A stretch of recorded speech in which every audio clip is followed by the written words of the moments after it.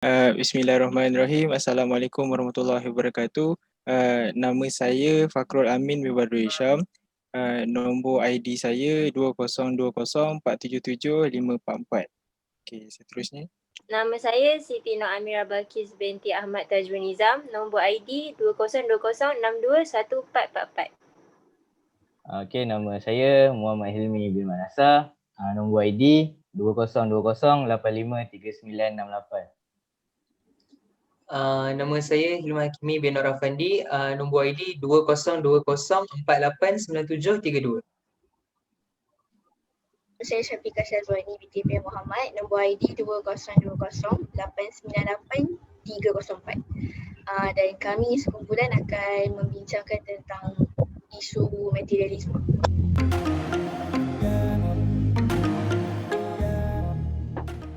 Saya akan membentangkan tentang maksud materialisme. Materialisme ialah sejenis fahaman falsafah yang mendakwa bahawa sesatunya perkara yang benar ialah bahan berjirim, yakni segala fenomena yang berlaku adalah bersifat jirim atau ialah kesan daripada perkara berjirim dan nyata. Sebagai contoh, kesedaran dan pemikiran manusia hanya berpunca daripada proses biokimia dan sistem saraf manusia dalam fahaman ini. Dan ketiadaan perkara ini memustahilkan bagi manusia untuk mempunyai kemahiran berfikir. Seterusnya, materialisme dari segi ekonomi. Materialisme ekonomi ialah tingkah laku dan ciri seseorang yang cenderung untuk mementingkan pengumpulan harta dan barangan. Materialisme ekonomi biasanya dilihat dalam dua perkara, yakni materialisme ekonomi sebagai himpunan personaliti diri serta sebagai nilai atau pegangan. Russell W. Burke menetapkan 3 personaliti diri yang tergolong dalam materialisme ekonomi, iaitu yang pertama, ketidakmahuan seseorang untuk memberi atau berkongsi harta kepada orang lain. Yang kedua, kemahuan seseorang terhadap harta orang lain. Dan yang ketiga, ketakutan terhadap kehilangan harta dan usaha untuk mendapatkan kawalan yang lebih kukuh terhadap harta yang dimiliki. Dari segi pegangan, materialisme ekonomi merujuk kepada pegangan bahawa matlamat hidup yang utama ialah memiliki sebanyak mana harta dan barangan. Dalam hal ini, harta yang dianggap sebagai kunci kepada kebahagiaan dan kejayaan yang boleh diukur melalui jumlah harta yang diperolehi atau dimiliki dan kualiti serta harga barangan yang boleh dimiliki atau dibeli oleh seseorang itu. Dalam video kali ini, kami akan menceritakan tentang 3 perkara, iaitu pertama, faktor-faktor sikap materialism dalam kalangan masyarakat. Kedua, kesan sikap materialism dalam masyarakat. Dan ketiga, langkah mengatasi sikap materialism dalam kehidupan masyarakat. Bismillahirrahmanirrahim. Assalamualaikum warahmatullahi wabarakatuh. Saya Fakrul Amin bin Badrul Hisham, merupakan pembentang pertama untuk video pembentangan kertas kerja ini. Jadi tajuk yang diberikan untuk kertas kerja ini ialah faktor sikap materialisme dalam kalangan rakyat Malaysia. Jadi kami diberi tajuk ini untuk mengkaji apakah faktor-faktor dan faktor sikap materialisme yang terdapat dalam kalangan rakyat Malaysia. Jadi materialisme ini amatlah menjadi perbualan hangat zaman sekarang kerana ia merupakan sikap yang akan dilakukan setiap orang jika kita tidak mempunyai iman yang kuat. Okey. Jadi saya ingin membentangkan faktor-faktor yang terdapat dalam kajian kami. Jadi antara faktor yang kami dapat dari hasil kajian ini adalah berpunca dari ahli keluarga sendiri. Jika seseorang itu dibesarkan dengan keluarga yang tidak memberikan sokongan yang penuh dan percaya kepada individu untuk melakukan apa yang diingini dan hanya mementingkan kewangan, ini akan menyebabkan individu tersebut mementingkan kewangan lebih dari perkara lain. Jadi apa yang dapat dimaksudkan ialah ahli keluarga sendiri tidak memberikan perhatian yang penuh terhadap ahli keluarga yang lain. Maksudnya ibu bapa, sebagai contoh, ibu bapa tidak memberikan perhatian yang penuh terhadap anak-anak kerana mereka sibuk bekerja lebih daripada apa yang telah apa yang sepatutnya mereka berikan, kerana kasih sayang kepada anak-anak itu juga diperlukan. Jadi sikap ini amatlah tidak bagus kerana untuk mencari duit dan banyak tetapi melalaikan tanggungjawab amatlah tidak baik. Jadi kita haruslah berwaspada dan haruslah bertanggungjawab dalam apa juga tanggungjawab yang diberikan. Okey. Seterusnya, faktor yang kedua ialah kami mendapati media sosial juga menjadi salah satu faktor utama yang menyebabkan masyarakat kini bersikap materialism.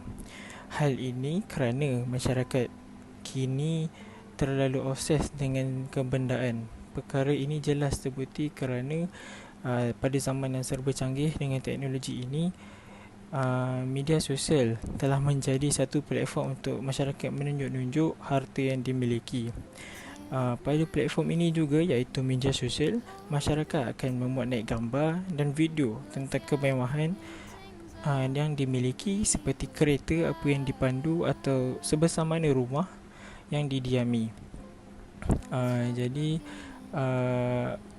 masyarakat Malaysia lebih cenderung untuk memuat naik gambar tentang apa yang mereka ada, tentang apa yang mereka suka, tentang apa mereka yang mereka ada untuk iaitu benda-benda mewah yang mereka ada. So, bab kata pepatah, yang kaya disanjung, yang miskin dihina. Masyarakat terlalu berlumba-lumba untuk disanjung oleh kawan-kawan dan kenalan di media sosial. Secara tidak langsung, perkara ini telah mewujudkan sikap materialism dalam diri masing-masing. Akhir sekali, dari kajian kami mendapati bahawa sikap materialisme juga berpunca dari sifat rasa bersyukur kepada Allah Subhanahu Wa Taala dengan rezeki diberinya rendah.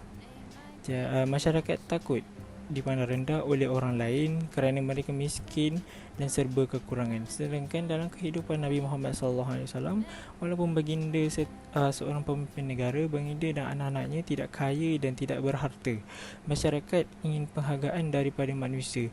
Ini merupakan salah satu sikap yang salah kerana kita ingin penghargaan kepada manusia. Jadi mereka kini tidak lagi hidup berpaksikan Tuhan serta agama, tetapi mereka hidup berpaksikan kepuasan manusia. Puasan manusia. Masyarakat menganggap bahawa pengukur kejayaan seseorang adalah kebendaan semata-mata dan bukan lagi ketakwaan kepada Allah SWT.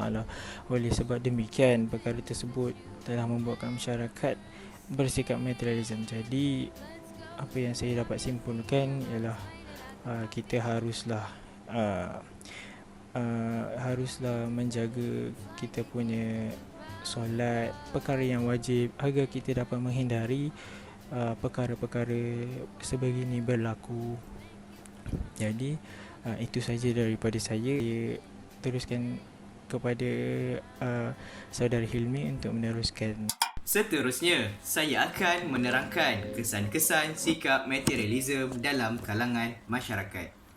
Berdasarkan borang soal selidik yang telah dijawab oleh responden, yang pertama, kami dapati bahawa disebabkan dunia teknologi yang semakin berkembang maju, maka laman media sosial dijadikan sebagai satu platform untuk berkongsi aktiviti dengan rakan-rakan mahupun orang luar. Hal ini menjadikan ramai yang gemar menunjuk kemewahan hidup mereka di laman media sosial. Maka, semua akan berlumba-lumba untuk menjadi kaya. Hal ini terjadi kerana setiap kali musim perayaan disambut setiap tahun, semua sanak saudara berkumpul di kampung dan ini menjadikan antara asbab untuk mereka saling menunjuk-nunjuk dan mempamerkan kebendaan masing-masing. Kesannya, Ramai di antara mereka yang terpaksa hidup dalam keadaan berhutang dan tidak dapat melangsaikan hutang-hutang mereka. Di samping itu, memandangkan kebendaan kini menjadi kayu ukur kejayaan, maka segala suruhan yang diperintah oleh Allah Subhanahu Wa Taala seolah-olah dipandang sepi. Hal ini dapat dibuktikan apabila yang kaya telah menjadi angkuh dan takbur kerana mereka telah dipandang tinggi oleh masyarakat lain. Sebaliknya, mereka yang berada dalam kemiskinan dan kekurangan akan dipandang hina, dicemoh dan dipinggirkan. Malah, perasaan dengki antara satu sama lain juga akan timbul apabila mengamalkan sikap materialism di dalam diri. Hal ini kerana perasaan yang dengki tidak dapat dibendung dan mungkin akan mengakibatkan seseorang itu bertindak keterlaluan terhadap orang yang tidak disukainya, seperti mengamalkan ilmu hitam untuk menjatuhkan seseorang. Dalam pada itu, kami dapati dari kajian ini bahawa kesan daripada sikap materialism ini akan menyebabkan tekanan mental terhadap individu tersebut. Hal ini terbukti apabila mereka akan sentiasa mengalami masalah kewangan dan akan memikirkan tentang hutang-hutang yang akan mereka langsaikan. Oleh sebab itu, ada di kalangan mereka terpaksa berkorban banyak masa untuk mencari kerja-kerja sambilan sehingga larut malam demi mencari wang untuk menyelesaikan hutang mereka. Hal ini juga menyebabkan ada yang memikirkan untuk membunuh diri merupakan jalan yang terbaik bagi mereka lakukan kerana tidak tahan lagi untuk menanggung bebanan hidup yang terlalu berat yang mereka hadapi. Akhir sekali, dari hasil soal selidik ini, kami perolehi bahawa kegiatan jenayah juga akan bertambah parah dalam kalangan masyarakat. Hal ini demikian kerana mungkin segelintir di antara mereka tergamak untuk mengambil jalan pintas dengan cara melakukan jenayah untuk mendapatkan wang yang lumayan. Hal ini dapat dibuktikan dengan cara mereka melakukan rompakan, mencuri, mengambil rasuah dan mengambil benda-benda yang bukan hak mereka.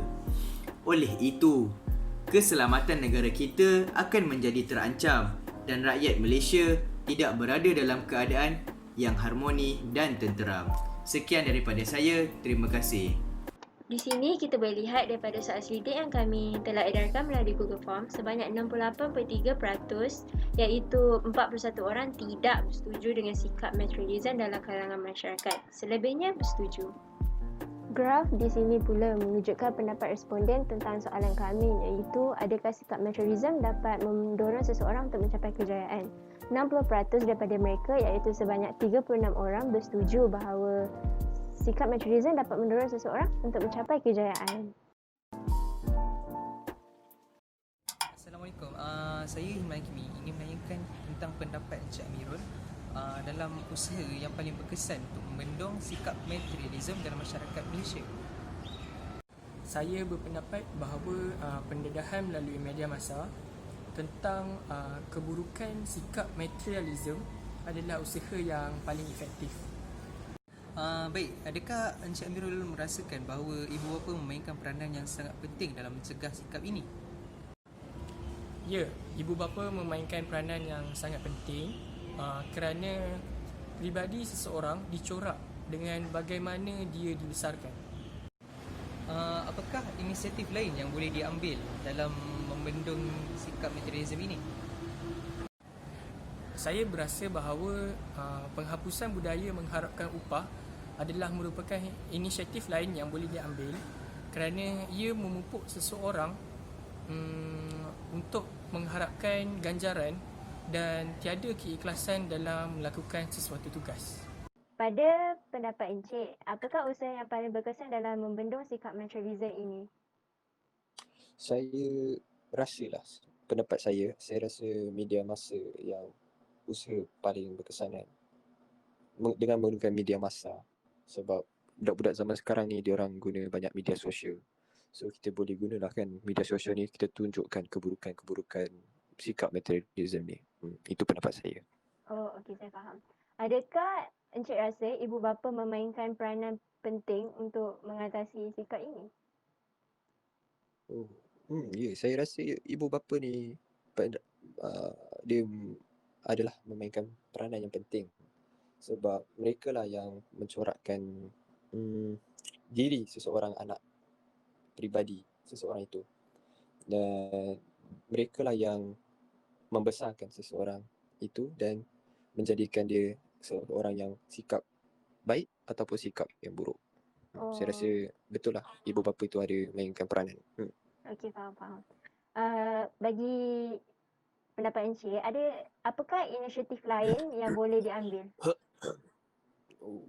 Ya, saya rasa budak-budak zaman sekarang ni diorang ada budaya yang mengharapkan upah.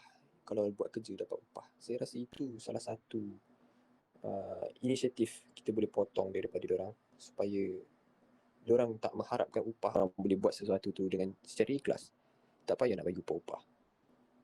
Betul tak? Betul-betul. Terima kasih Encik bagi pendapat Encik. Sama-sama. Berdasarkan daripada hasil temubual yang telah dijalankan, terdapat beberapa usaha dan langkah yang boleh diambil bagi mengatasi penyebaran sikap materialism masyarakat Malaysia. Antara cara utama bagi mengatasi sikap materialism dalam masyarakat ialah melalui media massa. Akhbar dan artikel berkenaan kesan buruk materialisme dapat memberikan info dan maklumat kepada masyarakat. Kempen dan ceramah tentang bersederhana dalam kehidupan juga boleh dianjurkan supaya masyarakat mengetahui bahawa sikap materialism ini merupakan suatu nafsu dan bukan keperluan. Apabila masyarakat diberikan pendedahan, mereka tidak akan mengamalkan sikap materialism. Sejurus dengan itu, sikap materialism dapat dicegah. Selain itu, kami dapati ibu bapa juga memainkan peranan yang besar dalam mencegah sikap ini. Peribadi seseorang dibentuk melalui cara beliau dibesarkan. Oleh itu, ibu bapa seharusnya menasihati anak-anak mereka bahawa sentiasa mengamalkan sikap bersyukur dan tidak mengikut nafsu semata. Apabila diri telah diterapkan dengan ajaran tersebut, seseorang yang telah dididik sejak daripada kecil akan membawa peribadi tersebut sehingga ke usia dewasa dan mengamalkannya. Oleh daripada itu, ibu bapa yang mengajar anak-anak supaya sentiasa bersyukur dengan apa yang ada akan melahirkan masyarakat yang tidak terjerumus dengan sikap materialism dan mengejar harta benda. Akhir sekali, daripada hasil temubual yang telah kami lakukan, masyarakat Malaysia perlu menghapuskan budaya memberi ganjaran atau upah selepas melakukan sesuatu pekerjaan. Upah tidaklah sama seperti gaji kerana upah ini bergantung kepada seseorang untuk memberikannya ataupun tidak. Apabila budaya memberi upah ini dibiasakan, keikhlasan dalam membuat sesuatu akan hilang dan hanya akan mengejar upah dan ganjaran semata. Ini membuatkan sifat mementingkan harta sebati dalam diri masyarakat. Oleh itu, masyarakat perlulah melakukan sesuatu itu dengan hati yang ikhlas dan tidak berharap terhadap ganjaran supaya sikap materialism ini dapat dicegah. Bagi menutup tirai perbahasan dan perbicaraan kami tentang isu materialisme ini, kami ingin menyimpulkan bahawa materialisme sememangnya membawa satu impak yang amat besar kepada seseorang individu. Antara seperti yang ahli kumpulan saya telah bincangkan tadi, antara faktor-faktor utama materialisme adalah ahli keluarga.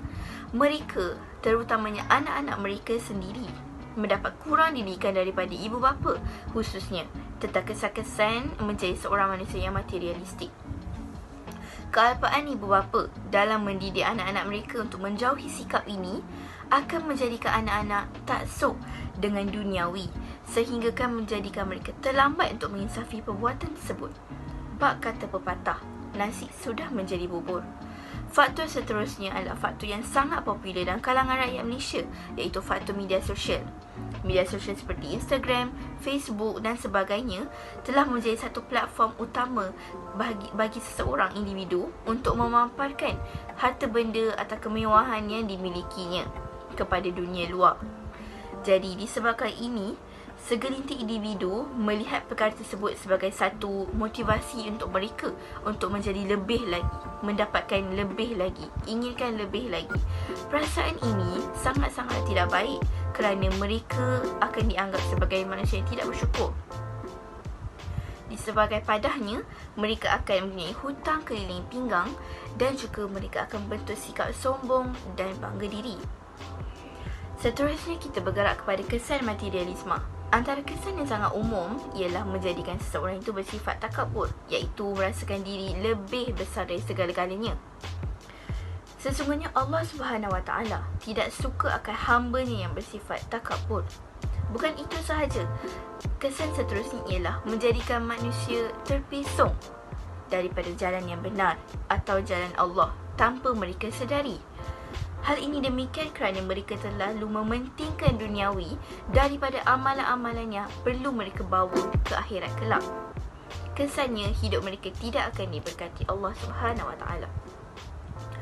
Jadi dari sini kita dapat simpulkan bahawa kita hendaklah berbalik kepada nilai-nilai yang diajar oleh agama Islam. Bersederhana itu lebih baik, bukan? Jadi tidak guna untuk kita bermegah-megah dengan kemewahan jika hidup kita tidak diredai Allah. Buanglah sifat riak dan hasad dengki supaya hidup kita lebih tenang, insya-Allah. Seterusnya kami telah memikirkan beberapa cadangan bagi mengatasi isu materialisme ini. Cadangan yang pertama ialah pencegahan melalui media massa. Contohnya, pihak-pihak berkuasa hendaklah memaparkan isu ini di akhbar atau di dalam artikel dalam majalah tentang padah materialisme terhadap masyarakat Malaysia. Malahan, mereka juga boleh mewawancarakan isu ini di rancangan-rancangan televisyen seperti Wanita Hari Ini atau Malaysia Hari Ini.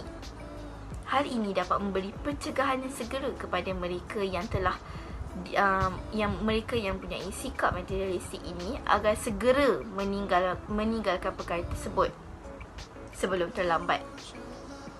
Akhir sekali, pencegahan yang terbaik adalah bermula daripada ibu bapa. Didikan awal sangat-sangatlah penting daripada ibu bapa itu sendiri agar sikap-sikap buruk yang bukan sahaja materialisme tetapi sikap-sikap buruk yang lain dapat dibendung seawal usia setahun jagung.